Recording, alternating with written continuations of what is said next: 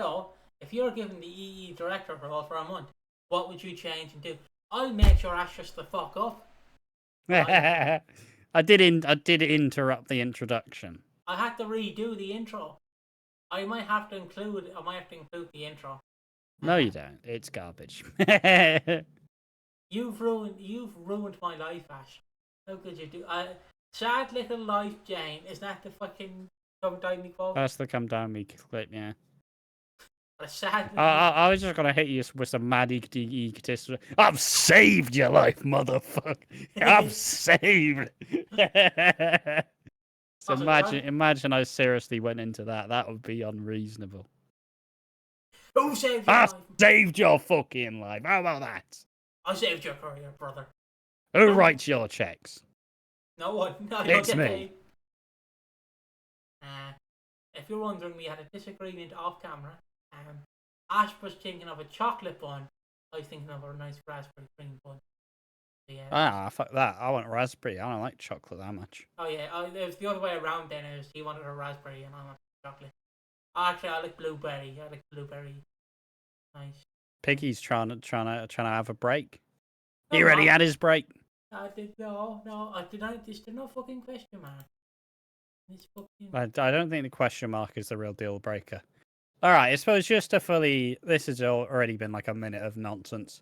This video is a nice little fun one because, look, the r/EastEnders subreddit, we give it as much guff as we do physically possible, but it is also our choice to keep visiting it for our source of content. And people do complain about the state of the show and where they think it's at and what they would do to change it. So it is interesting to finally, we put the power in their hands.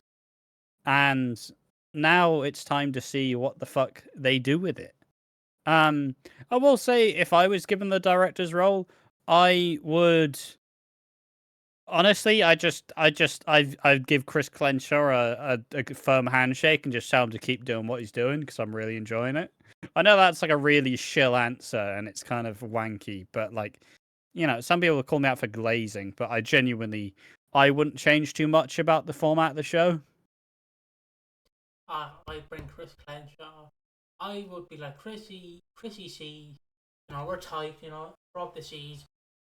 You know, tight dick player and all that shit. That's an X. Yeah, there's 2 C's. Look. Yeah, but why have you made it a cross? That's what Christian used to do with it. That's what Christian Cage used to do.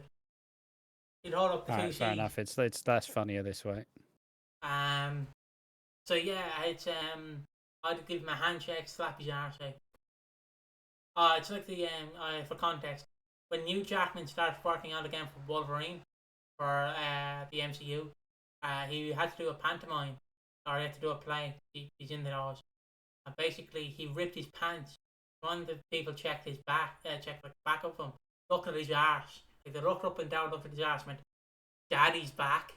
And that's what I'm gonna be doing to Chris Clenshaw. Just Daddy's back, isn't he? So yeah, I would just give Chris Clenshaw all the praise I could. I'd ask him to give Debbie's dad more screen time. Give him more screen time. I'd ask him to bring back Michelle Fowler. The original. I know that she's happily retired as like a producer and she hasn't acted on screens in years. But I would bring back Susan Tully as Michelle Fowler. And Retcon 2016, I'd assume. Yeah, that didn't happen. Just like Alfie didn't happen. Alfie Moon wasn't a villain in 2018. I would tell him that Sharon and Phil should never be together again. If I were the director. Now, I don't know if this is like an angle, let's say what storylines you'd bring, because, you know, we've done a bunch of videos on that sort of thing. For a month, what could I change in a month? I'd probably give a lot of the characters who are very underused a big role for a month and figure out who sinks and who swims. And whoever sinks is fucking axed. Like, oh, Felix, you are interesting. Well, you're gonna go on a couple of dates with a guy. And and you're gonna have to break the news to him that you also dress up in drag and call yourself Tiramisu, and he's kind of very anti-drag. How just have some funny scenarios to prove if you can actually hang. Does he turn into like one fucking mega stars? Like, do you teach drag to kids? No, but do you read to kids? Yes. In drag? Yes. Turning our kids gay. Here we go. I do like the idea of a MAGA supporter who is gay. Because it just doesn't seem right. It just doesn't seem right to be that far right that you're fucking anti everything, I know there is people who think that, but it's just funny to me. It's like a woman who votes for a man who's deliberately taking away abortion rights. Like, I know he's taking away abortion rights, but he is a good politician. Do you not see his debate? It's like, yeah, but he is taking the rights. But anyways, on the EastEnders, I'll just go quickly through it. If you were given, do you not have any plans? I wouldn't really change anything. I'd just continue with what you said. Let them sink or swim. Yeah, great one. I'd do what you said. Fucking. All right. I had to make some shit up. Make something up too. I would introduce, because I said MAGA. I would introduce. I know there's real life controversy going on in the world, mainly in England. This probably will date the video, but since there is far right activist groups now in real life, blowing up mosques and shit, as if there weren't before. Now that are in the spotlight, I should say, in the spotlight. Fuck it, dude, on EastEnders. I know they've already done it, but just actually commit to it. Have them blow up something that is valuable to a different religion, and be like, and show people that they're not nice people. Like, I seen some guy. I don't know if you ever seen the clip of the American holding the Confederate flag, but he's holding the Confederate flag, and he's obviously talking to this black person, and he's like, my parents fought for this land, and he's holding the Confederate flag, and then the black guy turns around and goes, who walked on that land? And the guy was, that's not the point. It still buggles me, like he got so owned. But yeah, I was bringing a far right group. Obviously the trans. I bring in the trans. But yeah, imagine a far right activist group that actually blows up something in the square. I mean, they were so close to doing it. It just didn't happen, did it? No. Like they were so close to doing it in. When did Tiffany leave? Was that 2021? 2021, early 2022. I want to say. I think that's it's roughly. Let me just find it. 2021, 2022. Yeah, they did it in 2021 ish. I'm reading the wrong fucking description. Where is he? 2021, 2022 appeared late 2021. At New Year, there was going to be an explosion at the mosque that was going to unveil Tina's body, but it didn't happen, and they very quickly went, yeah, we're just not feeling it, are we? And then, yeah, he went back to Hollyoaks. Fair enough. I know that seems very out left field for me, but I kind of do like when we showcase nutters on screen, because it is very funny seeing their ideology compared to the world, if that makes sense. Like, because they're so backwards, where we're trying to move forward. It's like basically like when you have a Rubik's Cube, where your little brother's trying to play with the Rubik's Cube, and you're trying to actually put all the pieces together. He's just trying to see the funny colours. That's all he's trying to do. He's just trying to see all the funny colours, and it's like, no, we have to make the Rubik's Cube. No, it's all about funny colours, man. Just enjoy the colours. That's how I describe it. But anyways, continuing on. If I were given the EE director's role for a month, what would you change and do? Curious to see what anyone else would have. Eye emoji. Abolish filming in blocks. I'd make the Queen fix it. Get the size it was before COVID. Introduce a villain, but not another serial killer or rapist. More like an entertaining troublemaker that had one good liners. Start a plot. I find the young characters very bland and boring. Makes me miss Janine. How many comments is there left? I love Priya. Not too many. I will say, obviously, this is Priya's role currently, as everybody else is saying. This is what Priya is currently doing. She does one-liners. She's a bit of a bitch. She's causing fights. That's Priya. I love Priya for this. More Priya, for sure. I like Michael Moon. He was coming. He was cunning, but it was hilarious. Yes, I had Michael Moon in mind. Brilliant character. ensure that at least one show a week shows the TARDIS. Yeah. I'd bring Mick back to reunite with Linda. I'd ask Reese and he can take something with him. Give Nish somebody to have an affair with. How can he have an affair? He's not. His wife's having an affair on him. Well, someone can have an affair with Nish.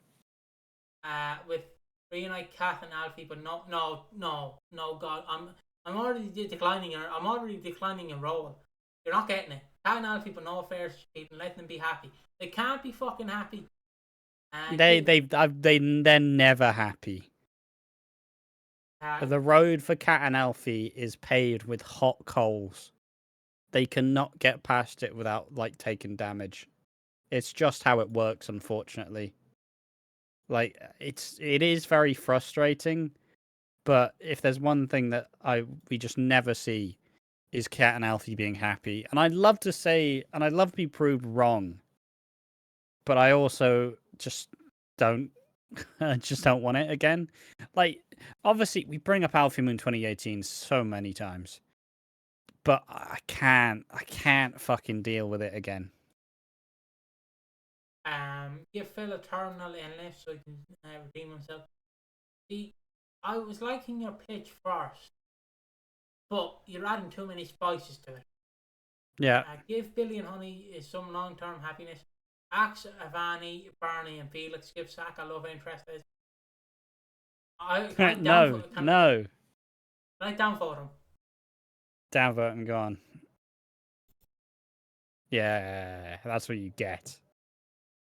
Also, why does Phil need a terminal illness to redeem himself? Can he not just start being nice? Can he not just start being nice? Why has he got to have a terminal illness? Kill off Alfie, one of the worst characters the show has ever known.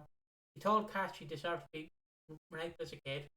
Abducted his own daughter, found his friends out of money, and set his house on fire with Kat inside it to cash in on the insurance. Make Phil get a restraining order with Sharon. He's done more to destroy his life than anyone. Right. Pretty bold. Right. Do you know what this reminds me of? This reminds me of that meme where it's like, why you guys hate me? I'm telling the truth. Like, that's what's pretty much. He's true. What the old Hannibal Buress clips. The last line of this is why are you booing me? I'm right. The last line of this is crazy. It's true though. Phil and Sharon's relationship has hurt his whole family. Their affair hurt Grant and Kathy. Them getting back together devastated Shirley and led for a shoot Phil and nearly killed him. Sharon's affair with Keanu got Mel, Denny, and Keanu all killed. Sharon's affair caused a rift between Phil and Louise that they've never been able to recover from. Caused a strain between Ben and Callum, and Ben left. The need to get Keanu out of Walford, which led to Keanu kidnapping Callum and Ben losing his hearing for a time. Phil and Sharon bring out the worst in each other and got everyone in Phil's family badly hurt. Fair, not bad, honestly. See, I would, whenever Shirley returns, I want Shirley and Phil back together. I think it's time. I think it's finally time. Shirley is who Phil needs to be with at this time in their life. You know, they're both coming off a couple of pretty bad years. They're both losing everything they thought they loved. Maybe they can bond over kind of losing their kids. I honestly think that I want that partnership back. And I think it's the perfect time for it. Yeah. Wait, what do you reckon? Do you want Shirley and Phil back? Why not? Fuck it, do it. Do it, no balls. Do it. I'd much rather that over Phil and Sharon. When I was first reading that, I thought it was on about Alfie got like Phil's life destroyed and I was confused, but then I realised no. No. But I agree with this man. But yeah. Phil and Sharon are so tired at this point. Like, obviously, we haven't seen them under better writers for a long time, but Soap Study did a really interesting video where he described that Phil and Sharon's relationship is like it's been bonded by trauma. Which obviously, like, I mean, the biggest example for this recently is the Whitney and Zach relationship, right? Where we're kind of together and we're kind of we're having a baby. The baby unfortunately didn't make it. It's like and then oh yeah, but now we're gonna foster because we both want a kid, but also Zach's now figured out that he has HIV and he is like struggling. And then they have Ashton, who's the little kid that they foster, but he's taken away quickly. And then they finally have what the fuck's the kid called? Dolly. They finally have Dolly, but Zach cheats on her because Whitney's not included him.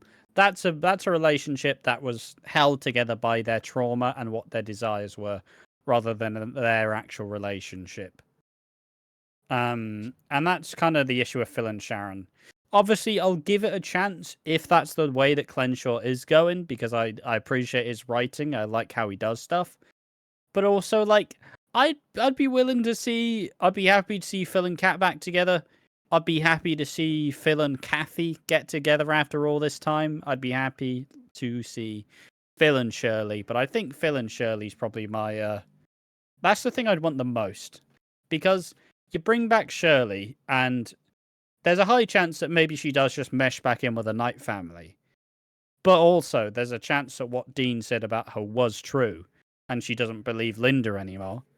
So she needs like new family to actually get along with and actually like be reminded of like what she's lost.